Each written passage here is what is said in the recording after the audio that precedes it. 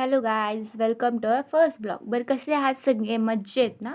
आज आमचा पहिला ब्लॉग आहे. जसं की तुम्हाला माहिती आहे, रक्षाबंधन होतं. तर आम्ही सगळ्या बहिणी चाललो होतो आमच्या गावामध्ये राखी शॉपिंगसाठी. एकतर ह्या कोणी लवकर आवरतच नव्हत्या आणि आवरून झाल्यावर बघतोय तर काय, पाऊस चालू झाला. मग काय, आम्ही थांबलो थोडा वेळ आणि मग थोड्या वेळाने पाऊस पण थांबला. जसं पाऊस थांबला तसं स्कूटी काढलो बाहेर आणि गेलो स्कूटीवरून गावामध्ये. तिथं जाऊन एका शॉपमध्ये बघितलं, पण तिथं गेल्यावर बघतोय तर काय, एकापेक्षा एक सुंदर राख्या होत्या. पण काय करणार, कोणालाच काही राखी पसंत पडेना. परत मग आम्ही दुसऱ्या मार्केटमध्ये राखी बघण्यासाठी गेलो. सो तिथं जाताना आम्हाला एक मंदिर लागलं. मग दर्शन घेतलं आणि आम्ही आमची पुढची वाटचाल चालू केली. मार्केटमध्ये पोहोचलो.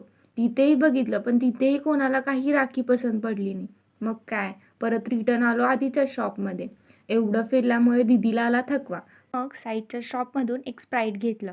तिथल्या शॉपमध्ये एका दीदीला राखी पसंत पडली. मग राहिलेलो आम्ही बाकीच्या तिघीजणी. मग काय करणार, पुढच्या शॉपमध्ये गेलो.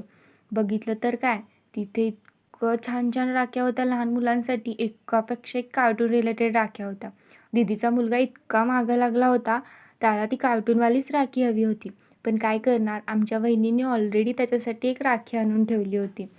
तिथे गेल्यानंतर थोडी मस्ती पण केली आम्ही. फायनली दोघीजणींना राखी पसंत पडली.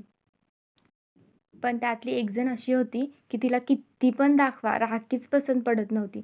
फायनली थोड्या वेळानं पण तिला पण राखी पसंत पडली.